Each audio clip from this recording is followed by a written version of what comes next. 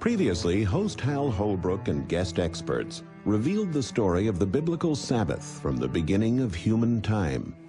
Originally established as the pivot point of the weekly cycle, the seventh day stood for thousands of years as the seal of the Creator's power and authority. The Ten Commandments, bedrock principles for human life, elevated the seventh-day Sabbath to the level of divine decree. During the lifetime of Jesus Christ, contention and debate raged over the issue of proper Sabbath keeping. The Jewish way of Sabbath keeping was very legalistic. You couldn't move, you couldn't do anything. By healing the man with the withered hand, Jesus showed the true spirit of the Sabbath.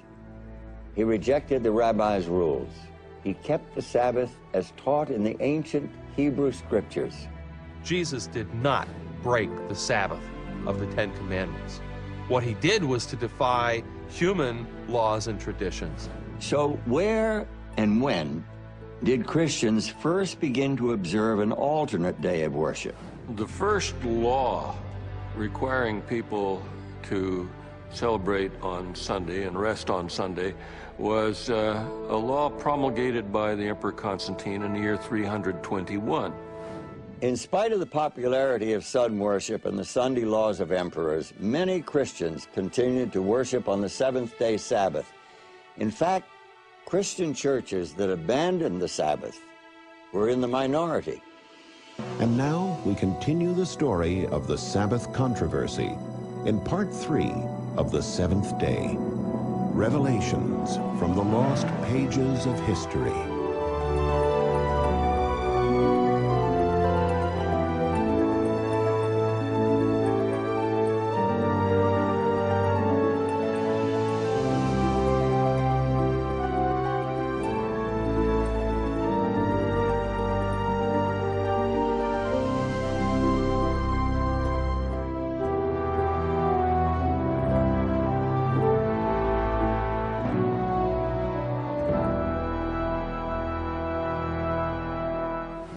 I am Patrick, a sinner most unlearned, the least of all the faithful, and utterly despised by many.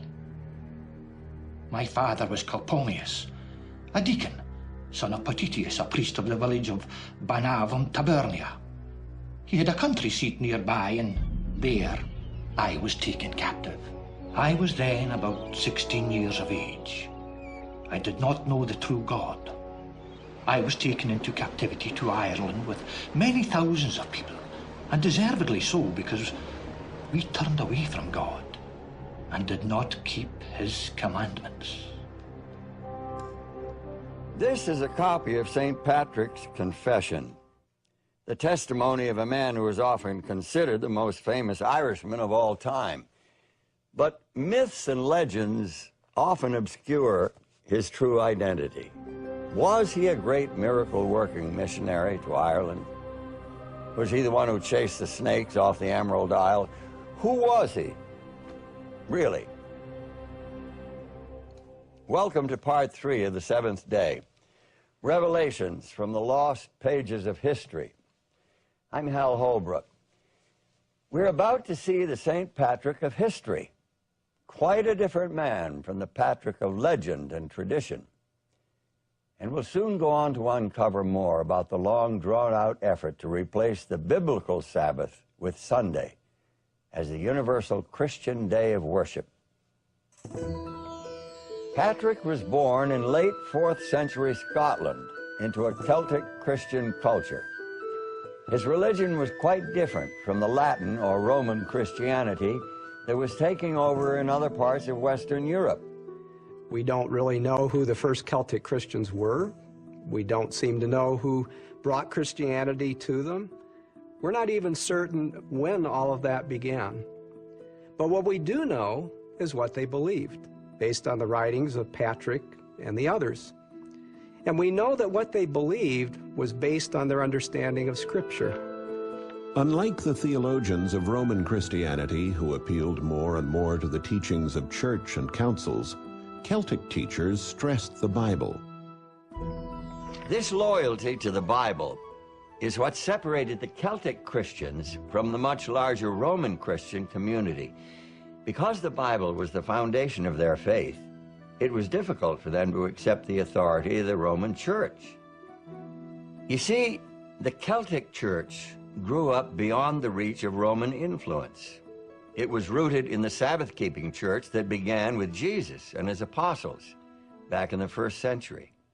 The background from which the Celtic Christians received their Christianity indicates to us that they were strong believers in what the Scriptures said. They wanted to do what the Bible told them to do. That same background indicates for us that they got their Christianity before Sunday keeping came into vogue. There is nothing in Patrick's works which indicates his acceptance of the teachings of church fathers. He appealed solely to the Scriptures in support of what he believed, practiced, and propagated. So this was Patrick's religion, based on the Bible, faithful to its teachings, and obedient to its commandments. This was the religion he was destined to carry to the Irish.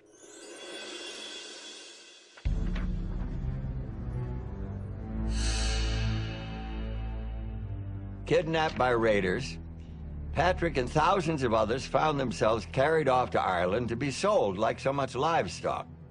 There he spent 6 long years working for a farmer as a slave. Every day I had to tend sheep, and many times a day I prayed. The love of God and his fear came to me more and more, and my faith was strengthened. And this even when I was staying in the woods and on the mountains, and I used to get up for prayer before daylight, through snow, through frost, through rain. And there one night I heard in my sleep a voice saying to me, "Soon you will go to your own country." And again, after a short while, I heard the voice saying to me, "See, your ship is ready." And it was not near, but at a distance of perhaps 200 miles, and I had never been there, nor did I know a living soul there. And then I took to flight, and I left the man with whom I had stayed for 6 years.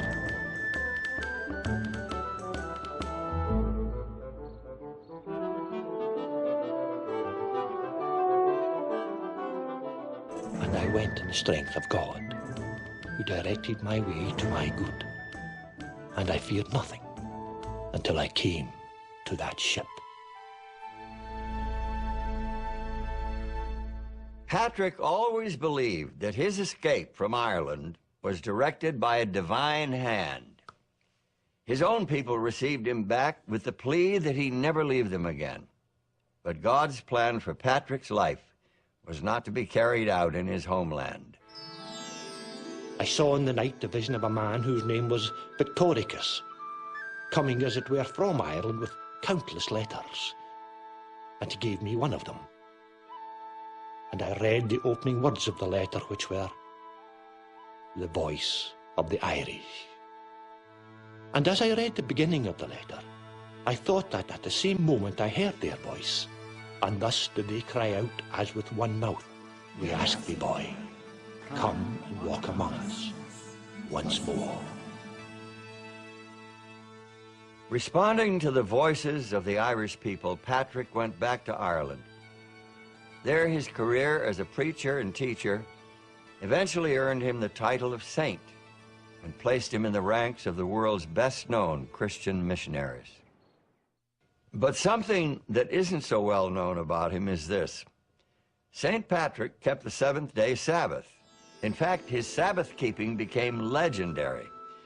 2 centuries after his death, his biographer wrote that every 7th day, Patrick and his friend Victoricus met together for prayer and fellowship.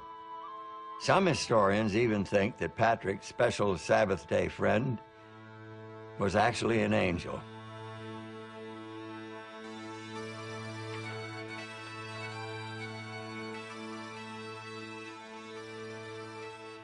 We really don't have to rely solely on the writings or experience of Patrick to understand the history of keeping the 7th day in Ireland.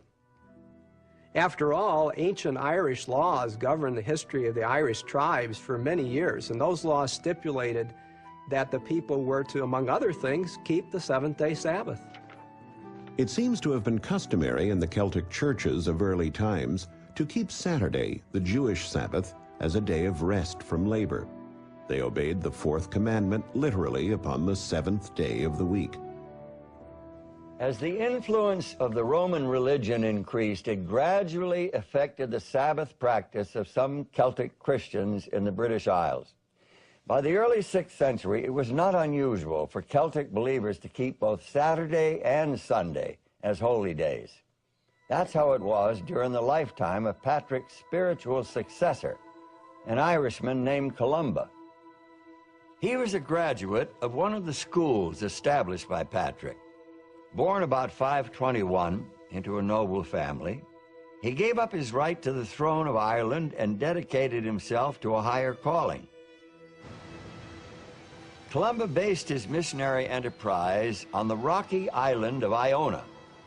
He and 12 friends reached that remote post by sailing from the west coast of Scotland in small, round boats made of animal skin. There on Iona, Columba founded a training school for missionaries who carried the Christian message to the Scottish mainland and all over Britain. In doctrine, Columba was true to his Celtic Christian roots. He kept Saturday, the seventh day, as the Sabbath, while Sunday was observed in honor of the resurrection of Christ.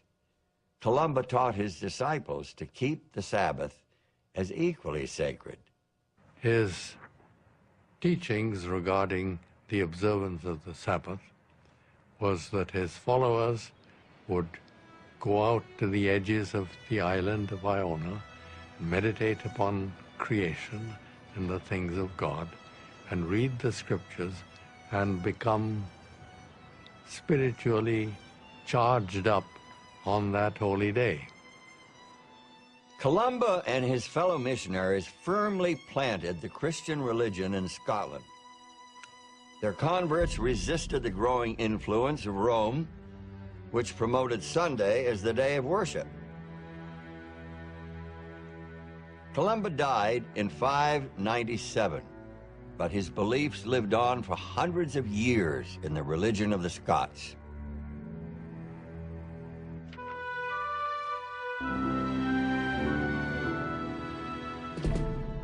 In 1070, Malcolm, King of Scotland, married Margaret, a young woman who was destined to become more famous than her husband.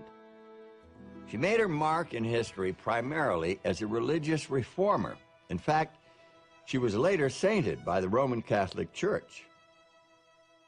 We know that Queen Margaret grew up at the very pious court of the kings of Hungary, and then from about the age of 7 or 8, she was living at the court of Edward the Confessor of England, which was also a very pious, devoutly Catholic court. At the English court, Margaret lived under the influence of the Benedictine monks from Canterbury. When political conditions made her family unwelcome in England, they moved to Scotland, where Margaret caught the eye of the king. Margaret herself seems to have contemplated becoming a nun. There is an account of how unwilling she was to marry Malcolm, King of Scots, because she had wanted to dedicate herself to be, as she termed it, a bride of Christ. Margaret's biographer does tell us that in her early life she was very devoted to the church and she was interested in becoming a religious.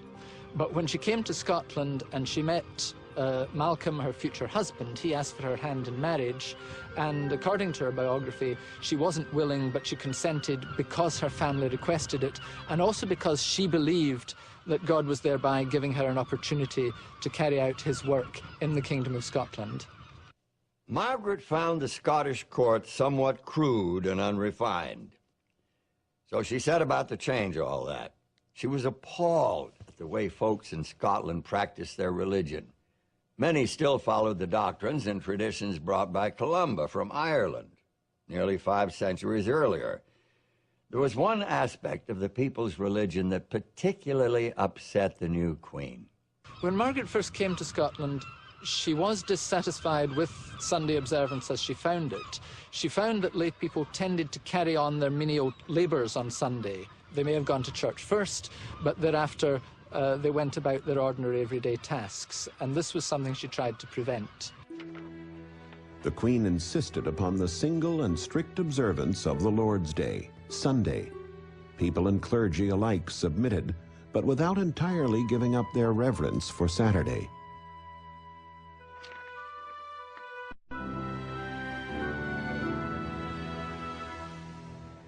The history of the early Christian centuries reveals a definite anti-Seventh-day Sabbath, pro-Sunday movement. And church documents unmistakably identify the religious establishment at Rome as its nerve center. The Roman drive to replace the seventh-day Sabbath with Sunday got a big boost back in 321 AD.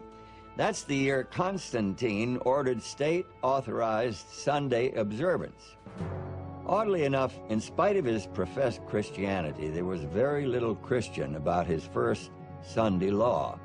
In fact, it sounds a lot like a call to pagan sun worship.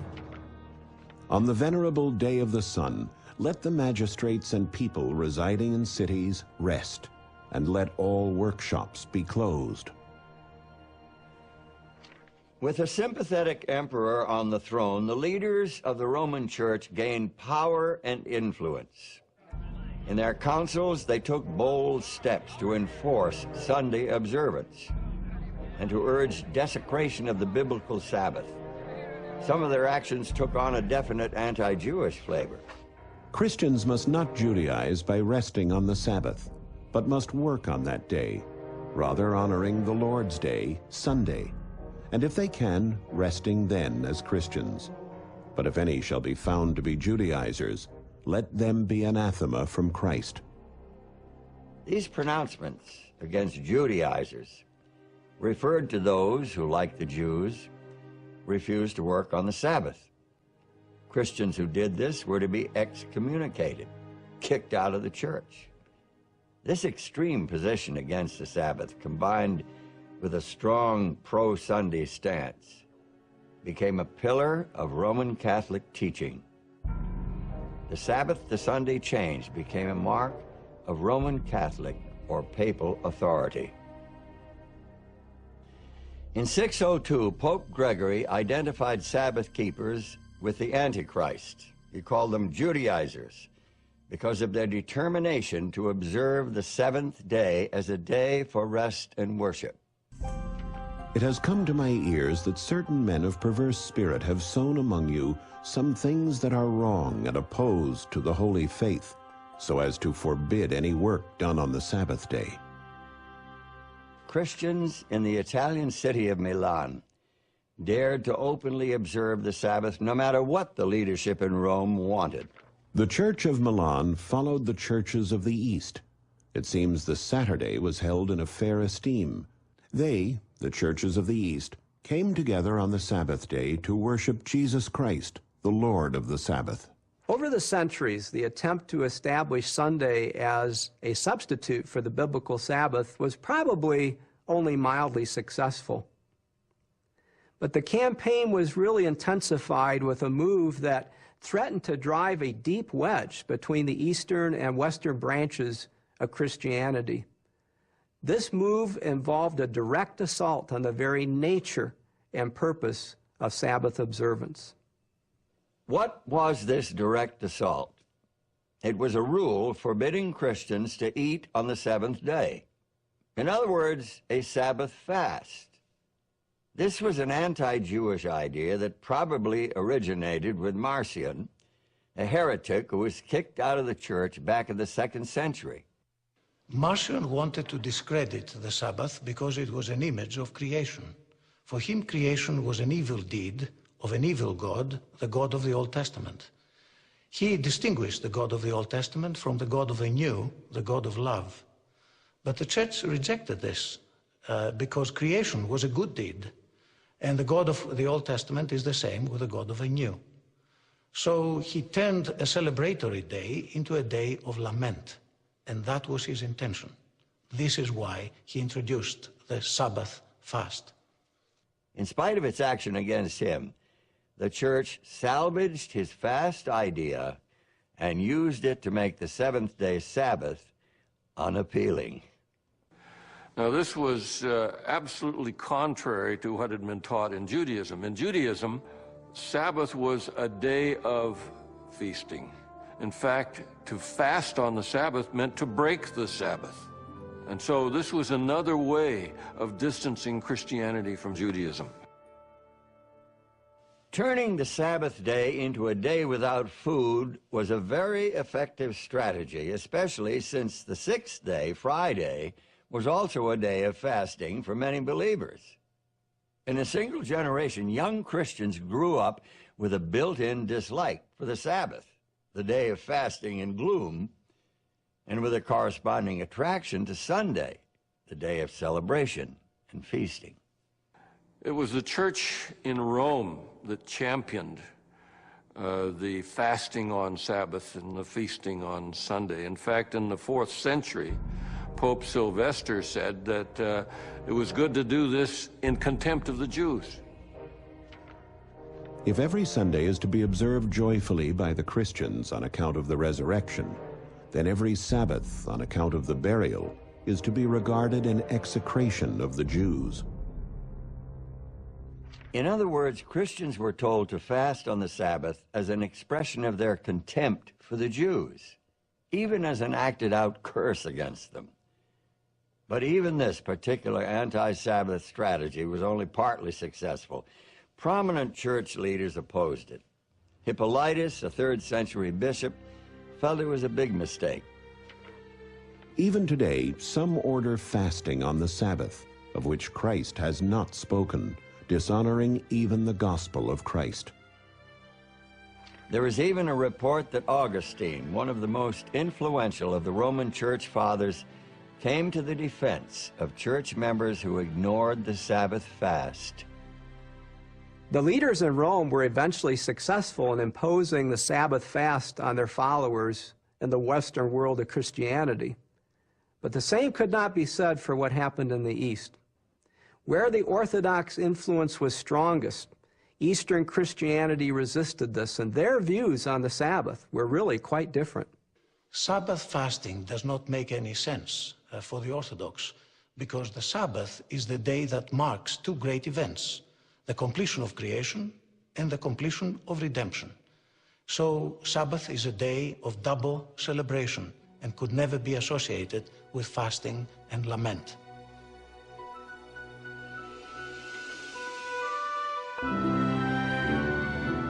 This issue of the Sabbath fast may seem, from our vantage point, like a tempest in a teapot. But it became part of the struggle for power within the church, an East-West tension that would eventually rip the Christian world in two. In 692, the Emperor Justinian II called a church council in Constantinople. A controversial meeting, it's known as the Council in Trullo, named after the palace where the bishops assembled. This was the Eastern Church's big chance to strike a blow against the growing influence of the Pope in Rome. Canon 55 of the Council of Trullo is based on one of the apostolic canons, Canon 64, and several other canons of local councils. The principle that we get out of all these canons is that you cannot fast on a festive day. Sabbath is a festive day. It celebrates two events, the completion of creation, the completion of redemption, so it could never be associated with fasting. Those bishops could write 1,000,000 laws, but they would be nothing but ink on paper without the unanimous approval of the highest officials in the church. So the bishops had to send their canons to Rome for the Pope's signature. They were sent to the Pope because the Pope was the first patriarch, a first among 5 equal patriarchs, who constituted the leadership of the church. As it was the custom in all councils, they had to be approved, signed by all, as a sign of their unity in faith and order. The Pope did not sign the canons of the Council of Trullo because they objected to Sabbath fasting. He was out of tune with the other churches, and that is why he did not sign. He was convicted, and therefore action, appropriate action, was taken by the emperor. He was put under house arrest. So the council in Trullo didn't settle the issue. In the West, Christians kept the fast. In the East, they didn't. The Sabbath fast persisted as a divisive issue, a symbol of the growing tension between Constantinople and Rome. In 867, Photius, Patriarch of Constantinople and the Pope's chief rival for power, invited his fellow Eastern patriarchs to another church council. During the council, he accused the entire Western Church of 8 points of heresy. The Photian schism between Constantinople and Rome was based on several issues. A primary issue was the controversy over the Sabbath. And this is seen in the documents, the primary documents that relate to this controversy. Using fraud and artifice, they have tried to turn these people from the pure faith of Christianity. They have required them to observe the Sabbath fast, contrary to the canons of the Church. The two sides had very little interaction for the next 2 centuries. Then the old quarrels were aggravated by new disputes. Like rival monarchs trying to build up their own kingdoms, the Pope and the Patriarch each tried to gain the upper hand. The big issue that was at stake in 1054 between East and West was the issue of authority in the Church. The Pope imposed customs, Western customs, Roman customs, on Byzantine churches in Italy. And one of them, of course, was the celebration of a fast, or the keeping of a fast on a Sabbath day. The Pope sent one of his most prominent representatives, Cardinal Umbert, to negotiate with Michael Carolarius, the Orthodox Patriarch. The effort was fruitless. Neither side would yield for the sake of Christian unity. Things went from bad to worse. And then came the 16th of July, 1054. And so the papal legates, having become bored by the opposition of the Patriarch, as they said, decided on a most insolent action. On the 16th of July, they entered the church of Hagia Sophia, and while the clergy were preparing for the service at the 3rd hour of the day on Saturday, they laid a bull of excommunication on the main altar in full view of the clergy and people present. Going out thence, they shook off even the dust from their feet as a testimony against them, exclaiming, "Let God see and judge." As soon as the papal legates were out of sight and hearing, the emperor ordered the burning of the document of excommunication. Michael Carolarius called another council, which issued its own excommunication against the Latin Church. And so the excommunicated excommunicated the excommunicators.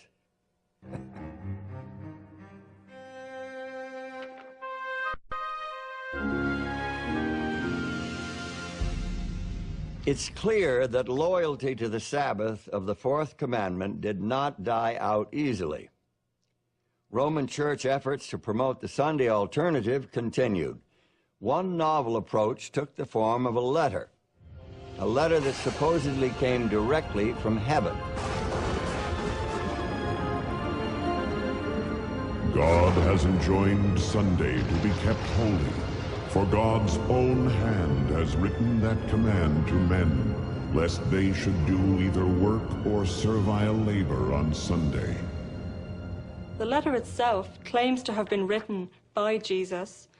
We're told that it appeared on the altar of St. Peter in Rome, that the priest who was saying Mass discovered it there and was obviously quite scared by it. A letter from heaven. Think about it. Who wouldn't want one of those to support their opinions? That'd be a pretty convincing weapon of persuasion, especially to the uneducated and superstitious people of medieval times. It's not uncommon in the Middle Ages for people to support their claims by a letter supposedly coming from heaven. There couldn't be any better way of supporting yourself than having a letter from God. It's very difficult to say exactly how the letter reached Ireland, but the most likely explanation is that an Irish monk went on a pilgrimage to the continent, acquired the letter there somehow, and brought it back home with him. However it got there, we do know quite precisely what it said. The whole letter was preserved as part of Irish law. In Ireland, the Epistle of Jesus is one part of a larger collection of works about Sunday observance. The first two elements are quite brief, and they talk about some of the punishments. Then the third element is the letter itself. And finally, we have a lengthy law tract which goes into much more detail about what will happen on an individual basis if certain transgressions of Sunday actually happen. Whatsoever plague and trouble has come into the world, it is through the transgression of Sunday that it has come. There are, moreover, in certain eastern parts, beasts which were sent to men, and it is to avenge the transgression of Sunday they have been sent. Some of the threats in the letter are quite fantastical and perhaps even frightening. We're told that great beasts and locusts are simply waiting to avenge the transgression of Sunday. There will be massive rainstorms with thunder, lightning, hailstones. There will be flying serpents in the sky. So basically, a whole lot of evil and destruction is going to occur if people violate the law of Sunday. To the naive medieval mind, these threats of miraculous punishments must have sounded terrifying. Better to reform your Sunday observance than to risk the terrors of supernatural plagues and catastrophe. This so-called Epistle of Jesus clearly supported the rulings of church councils and the declarations of the popes, but it stood in direct conflict with the Sabbath law of the Ten Commandments. The Epistle of Jesus belongs to the massive body of apocryphal literature, and that's to say, not canonical, not part of the Bible, and shouldn't be taken in any way at face value. This letter from Jesus shows how determined medieval Roman church leaders were to replace the biblical Sabbath with Sunday. Similar schemes involving messages from heaven were used in other places in other centuries. In the year 1200, Eustace of Flay, a French abbot, arrived in England and started the medieval version of a revivalist campaign. He argued that folks shouldn't buy and sell on Sundays. Realizing that his efforts were unsuccessful, he went home to France. In 1201, he came back again. This time he was reinforced with a letter supposedly delivered from heaven and laid on the altar of St. Simeon in Jerusalem, in which God himself threatened punishment to those who worked or bought and sold on Sundays. The attempt to enforce the abstinence from work on Sundays continues throughout the Middle Ages, in church councils, in papal rulings, in canon law, and in the courts. And obviously the fact that the attempt is continuing to enforce this rule means that it is not always being observed.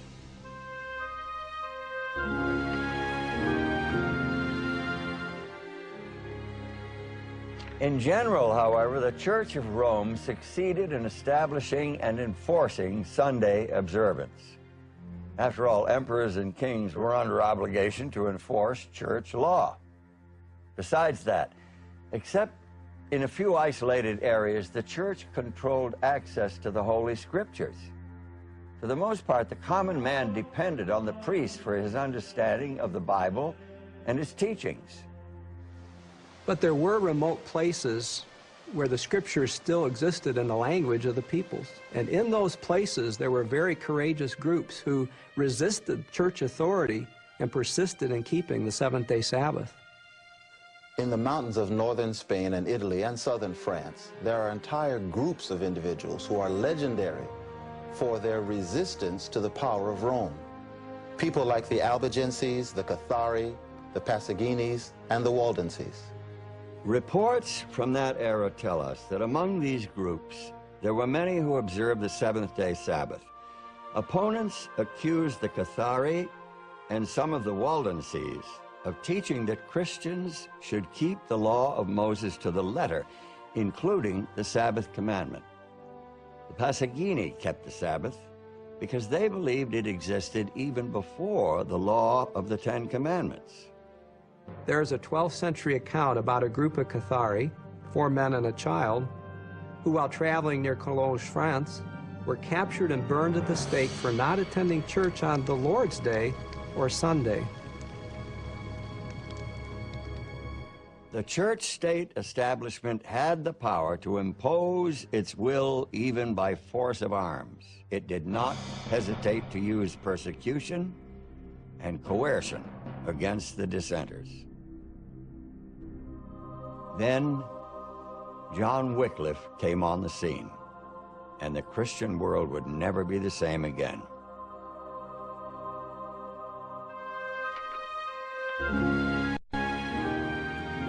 John Wycliffe was born in Yorkshire in a little town called Hipswell, of a rather wealthy family in a manorial house, and they had enough funds to send their very precocious son to Oxford to be educated, and that became really his home for the rest of his life. That was the center of his life, of his interest, and of his influence. Wycliffe was a man who was passionately in love with the Word of God and sought to make that Word of God known to the English people.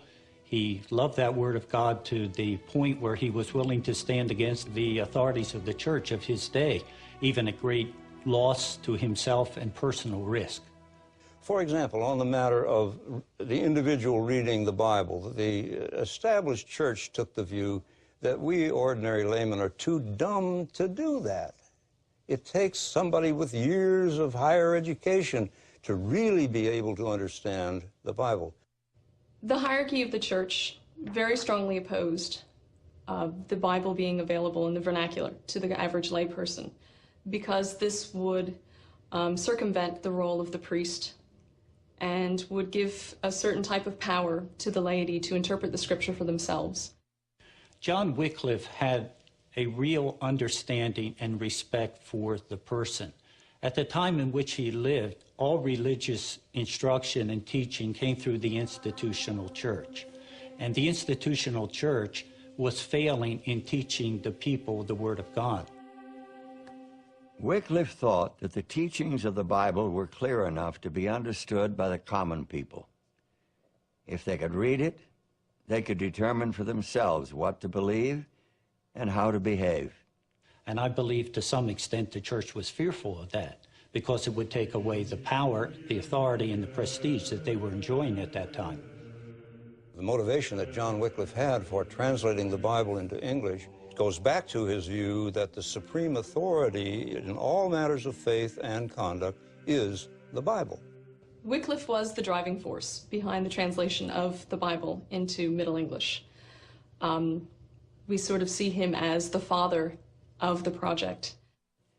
John Wycliffe didn't limit his interest to the translation of the Bible. He became an outspoken and unrelenting critic of the church. His pen became a weapon in his hand. The church provided him with ample targets, like when Pope Innocent III declared that it was necessary for all people to be subject to the Bishop of Rome. John Wycliffe felt that the papal authority, first of all, had no foundation in Scripture, and secondly, he thought that it was very corrupt and had distorted the gospel and had added many human institutions, the primary purpose of which seemed to be to raise money for Rome, and he objected to the general corruption of the whole papal system. And Wycliffe had the view that the Pope was doing the work of Antichrist. John Wycliffe was viewed by those who were in opposition to him really in two separate ways. One, I believe there was a great admiration for him in the fact that he was a professor of theology and philosophy at Oxford and the best-known theologian of his day. However, they also saw him as a dangerous person. The attitude of the Roman Catholic Church toward John Wycliffe was that he was the greatest of all heretics, of his time anyway, because he attacked the church so vigorously as the Antichrist.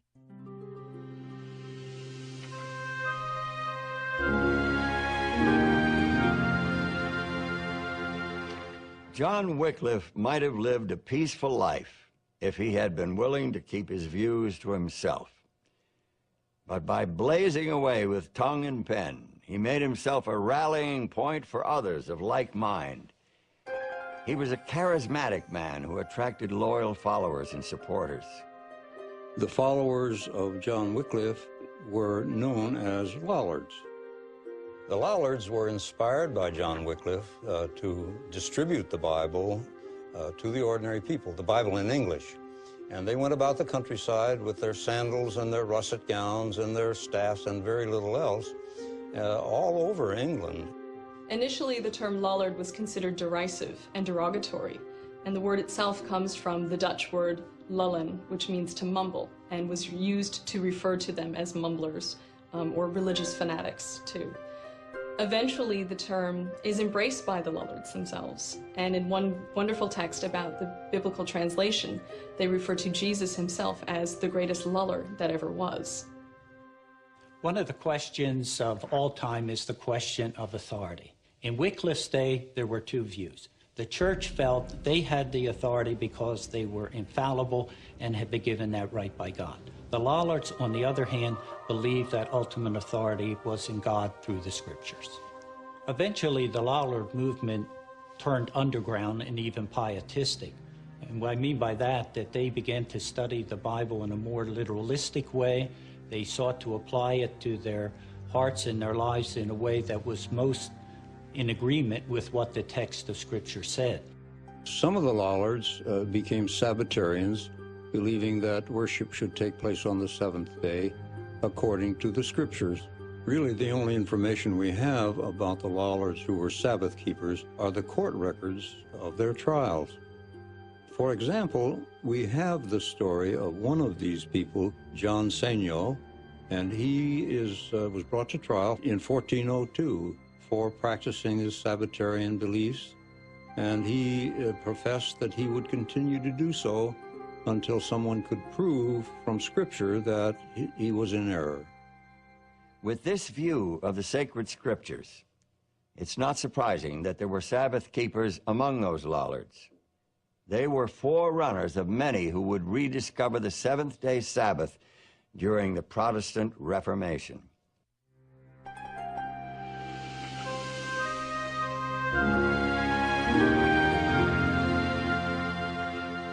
In 1377, Pope Gregory XI issued formal statements accusing Wycliffe of heresy. But the Roman Church could not effectively restrict the spread of his ideas. They were too powerful, too compelling. Once they reached the educational centers of Europe, there was no way to stop them. Wycliffe's teachings inspired revolutionary ideas in the minds of early Protestant reformers. That's why historians have called Wycliffe the morning star of the Reformation. The Church of Rome lashed out against all of those who believed that Scripture held authority over the Church. While Wycliffe died of natural causes, many of his followers were not so fortunate. A severe persecution broke out, and this persecution was made possible primarily because of a very close relationship between the Church and the English government. In those late medieval centuries, the relationship between church and state in England was close to the point of cozy. Both institutions cozied up.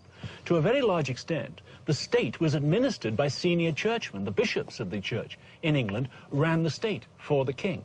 On the other hand, the state supported the church, and most notably through the statute, the Act of Parliament of 1401, known as the Act for the Burning of Heretics. In this way, the state repaid its debts to the church by maintaining the exclusive position of the church in England against the heretical minority known as Lollards.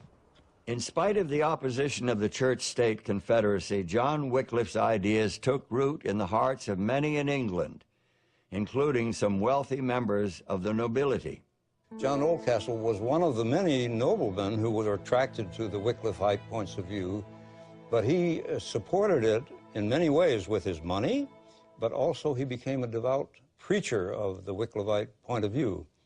And when that was forbidden by Act of Parliament on pain of imprisonment or death, he just kept right on doing it. And he finally was arrested and burned at the stake. Religious institutions have a sad record of resorting to force when the powers of persuasion fail. This seems especially true when church and state unite, and this certainly was true of the Church of Rome in the Middle Ages. If the supreme authority of the church could be maintained, the teachings of Scripture could lie unheeded and forgotten. But if the Bible came to be seen as the sacred source of doctrine and the legitimate guide for Christian practice, the power of the church and its traditions would be greatly diminished. And thanks to John Wycliffe, that is precisely what happened in the centuries leading up to the Protestant Reformation. As knowledge of the Bible increased, so did a revived understanding of God's plan for mankind as revealed in the Ten Commandments. And that, of course, impacts our story of the seventh day. With the availability of the Bible in the language of the common man, the stage was set for the rediscovery of the Bible's Sabbath. And that's the story we will tell when we return with part 4 of the seventh day.